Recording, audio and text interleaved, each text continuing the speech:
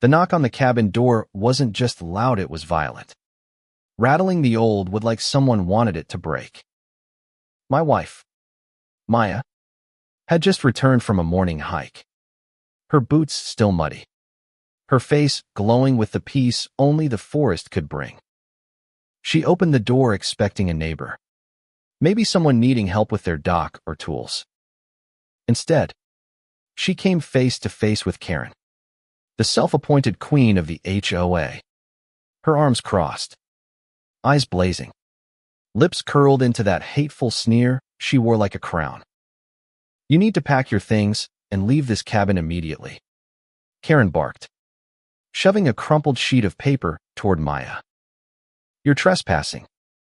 This property belongs under HOA jurisdiction, and spouses aren't exempt unless they're registered."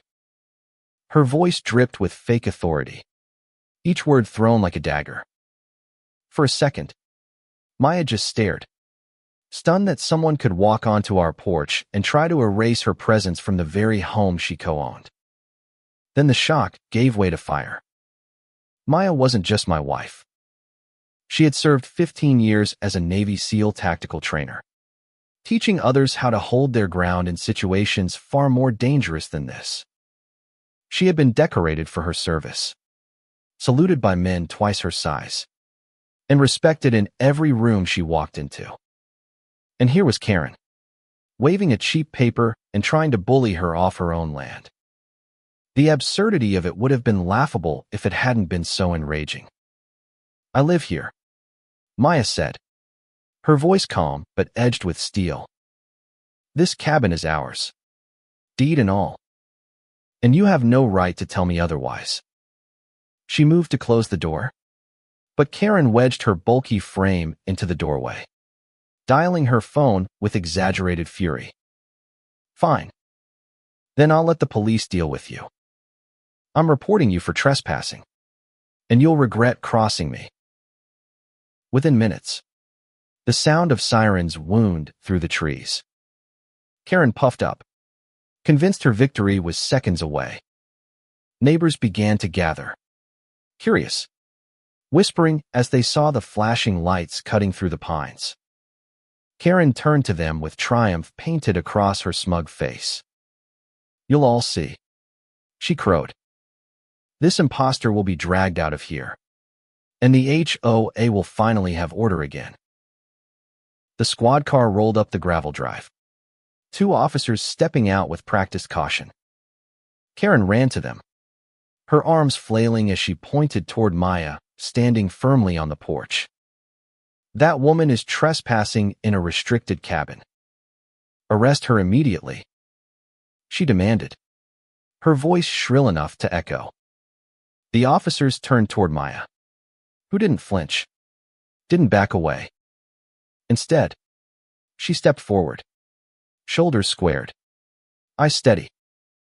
And then, with a quiet grace that silenced the crowd, she reached into her jacket and produced her military ID. "Officer," she said evenly, "I am Maya Collins, retired Navy SEAL, tactical instructor. This is my home. This woman has unlawfully trespassed and attempted to remove me from my own property." Her voice wasn't raised, but it carried the weight of command.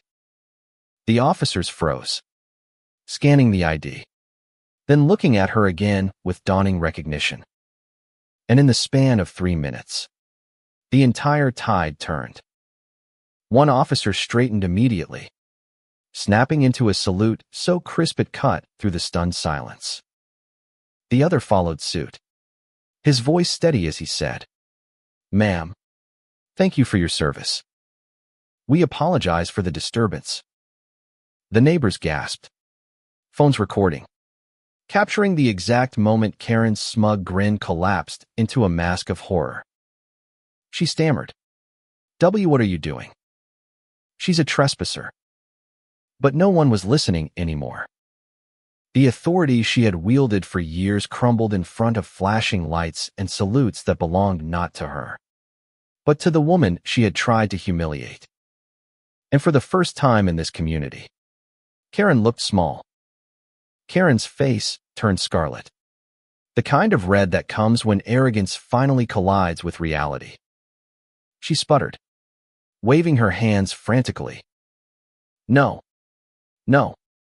You don't understand. She's lying. She doesn't belong here. This is a violation.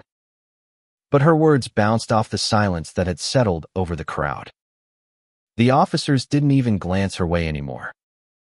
Their attention was fixed on Maya, their respect visible in the rigid lines of their posture. The salute had said everything. This was no trespasser.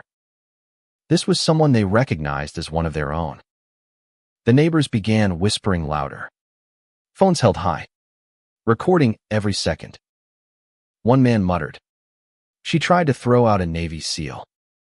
She's lost her mind. Another woman shook her head. All these years she's bullied us with fake rules. And now she's caught humiliating herself in front of the law. The murmurs turned into chuckles, then into outright laughter. And Karen's rage boiled over. She lunged forward, jabbing her finger toward Maya. You can't fool all of them. You think your little show of military pride changes the fact that this cabin belongs to the HOA. Her voice cracked, desperation spilling out like poison. But that was the final mistake. Officer Daniels, the senior of the two, stepped between them. Ma'am, he said firmly, this property is privately owned and not under HOA jurisdiction.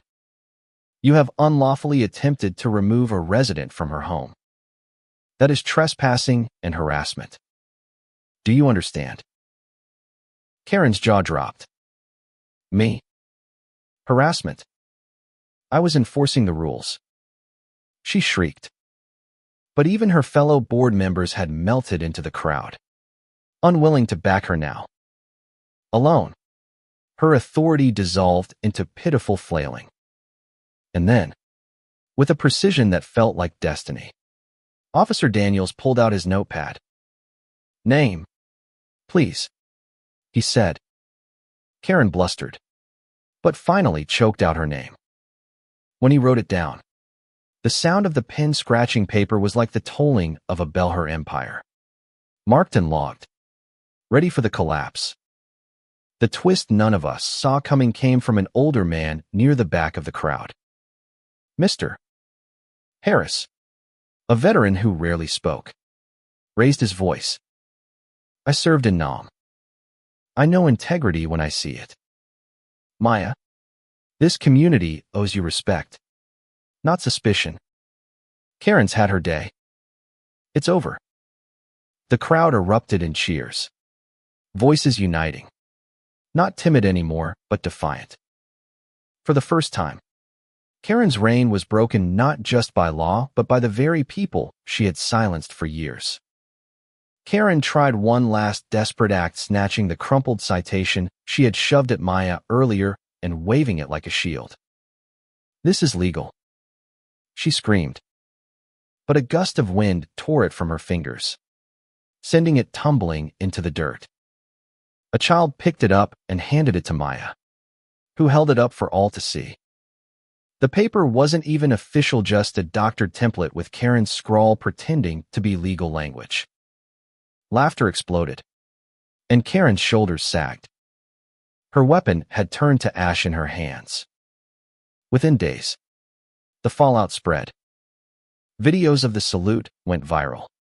Headlines splashing across local news. HOA leader humiliates herself trying to evict Navy SEAL. Public outrage poured in, demanding accountability. Karen was stripped of her position by unanimous community vote. Her name now a stain no one wanted to touch. The HOA's bylaws were audited. Dozens of fraudulent fines reversed. Thousands of dollars refunded. Leonard, the HOA president who had empowered her, resigned quietly, slinking away before investigators could dig deeper.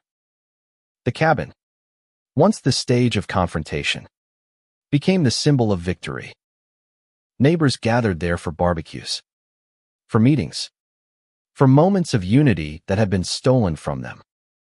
Maya, once a target of harassment, became a beacon of respect.